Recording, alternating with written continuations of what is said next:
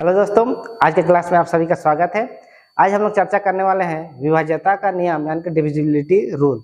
मतलब आज हम लोग खास तौर पे चर्चा करेंगे कि 1 से 10 तक के अंदर जितने भी नंबर्स है उन नंबर से कौन कौन सा संख्या डिवाइड होगा या नहीं होगा, हम लोग इजीली कैसे पता लगाएंगे। ठीक है, तो सबसे पहले हम लोग चर्चा करेंगे 1 से लेकर। ठीक है, तो 1 का जो विभाज्यता का नियम क्या बोलता है, 1 का जो विभाज्यता का नियम है, ठीक है, एक एक ऐसा संख्या है, इससे आप किसी भी संख्या को डिवाइड कर लीजिए, वो डिवाइड होगा। ठीक है, तो 1 का जो विभाज्यता का नियम क्या बोल रहा है, हर संख्या 1 से विभाज्य होती है। ठीक है, अब देखिए 2 से विभाज्यता का नियम क्या बोलता है। देखिए 2 से विभाज्यता का नियम क्या बोलता है, जो इकाई अंक है, यूनिट डिजिट है, वो क्या क्या होना चाहिए, या तो 0 होना चाहिए, या तो 2 होना चाहिए, या तो 4 होना चाहिए, या तो 6 होना चाहिए, या फिर 8 होना चाहिए। अगर इनमें से कोई भी संख्या यूनिट डिजिट पे यानी कि इकाई अंक पे है तो वो कितना से डिवाइड होगा, 2 से इजीली डिवाइड हो सकता है। ठीक है, अगर हम लोग बात करें 3 से विभाज्यता का नियम, मतलब 3 से भाग जाने वाली संख्या है कि नहीं कैसे पता लगाएंगे, तो क्या करना है, जो भी संख्या होगा उसके सभी अंकों को क्या करेंगे, जोड़ देंगे। ठीक है, क्या करेंगे, जो भी संख्या होगा उसके अंकों को जोड़ेंगे।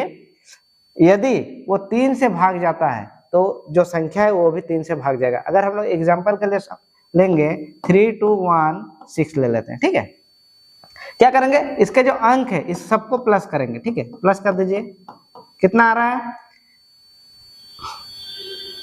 12। कितना आ रहा है, 12। तो 12 जो है 3 के टेबल में आता है कि नहीं आता है, मतलब ये जो संख्या है 3 2 1 6 ये भी 3 से पूरी तरह से डिवाइड होगा। ठीक है, अगर हम लोग बात करें 4 से भाग जा रहे कि नहीं ये पता करने के लिए, ठीक है, तो अंतिम 2 अंक मतलब यूनिट डिजिट और 10th प्लेस में जो होगा, ये दोनों को मिला के जो अंक बनेगा वो अगर 4 से डिवाइड हो रहा है तो वो पूरा संख्या 4 से डिवाइड होगा। जैसे हम लोग ले लेते हैं 2 3 4 0।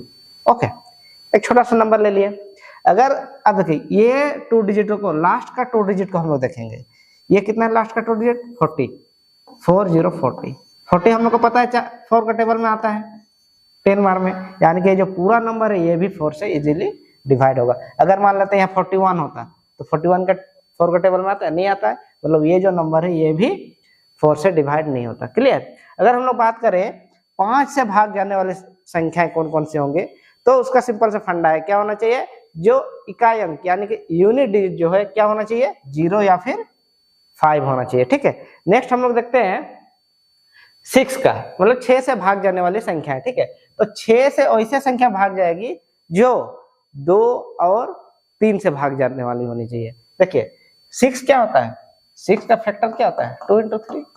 देखिए 2 भी एक अभाज्य संख्या है, 3 भी एक अभाज्य संख्या है ना। मतलब अगर जो संख्या दी हुई है वो 2 से भी भाग जा रही है और 3 से भी भाग जा रही है, मतलब वो संख्या कितना से भाग जाएगी, 6 से भाग जाएगी। ठीक है, नेक्स्ट आता है 7 का।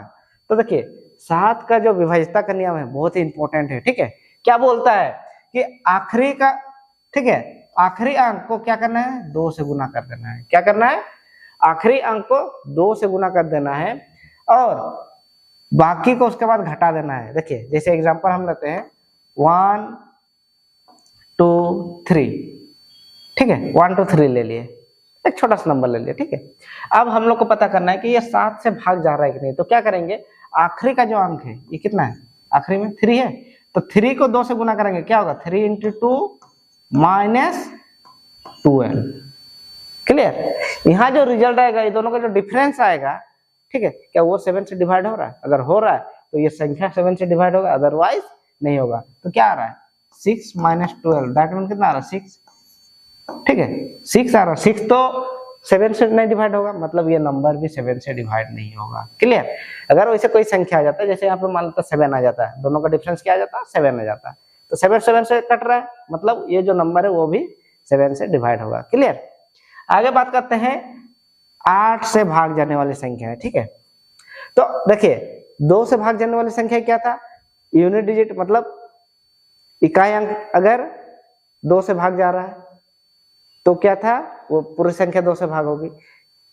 4 से भाग जाने वाली संख्या किसको होता है, लास्ट का 2 डिजिट ना, अगर 4 से भाग जा रही है तो क्या कहलाएगा, पूरी संख्या जो है 4 से भाग जाएगा। वैसे ही ये जो 8 से कौन कौन सी संख्या भाग जाएगा, तो क्या करेंगे, लास्ट का 3 डिजिट अगर 8 से भाग जाता है तो वो पूरी संख्या 8 से भाग जाएगी। जैसे एग्जांपल ले लेते हैं 1 2 8 8 0 ले लीजिए, ठीक है। अगर ये लास्ट का 3 डिजिट को देखिए, क्या 8 से जा रहा है? हाँ जा रहा है, 8 से जा रहा है 1 1 0 बार में, मतलब ये जो पूरी संख्या है 1 2 8 8 0 ये भी 8 से पूरी तरह से भाग जाएगा, ठीक है।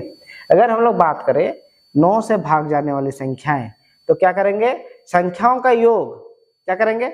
संख्याओं का योग, मान लेते हैं एक संख्या लेते हैं 1 2 3 4 5 3, एक बड़ा सा नंबर ले लिया, ठीक है। अब पता करना है कि ये जो संख्या है 9 से भाग जाएगी कि नहीं, तो हम लोग क्या करेंगे? इस सबको प्लस कर देंगे। क्या करेंगे? सबको प्लस कर देंगे। कितना आएगा? 2 1 3 3 3 6 6 4 10 10 4 15 15 3 18। कितना आ रहा है? 18 आ रहा है। देखिए 9 से 18 भाग जाएगा कि नहीं? जा रहा है, 2 बार में पूरी तरह कट गया। मतलब ये जो संख्या है 1 2 3 4 5 3 ये भी 9 से पूरी तरह से भाग जाएगा, ठीक है। और सबसे आसान है 1 और 10 का विभाज्यता का नियम। 10 का विभाज्यता का नियम मतलब 10 से भाग जाने वाली संख्या क्या होती है? जिसका इकाई अंक हमेशा क्या होना चाहिए? 0 होना चाहिए, तब जाके वो संख्या 10 से भाग जाएगी, ठीक है।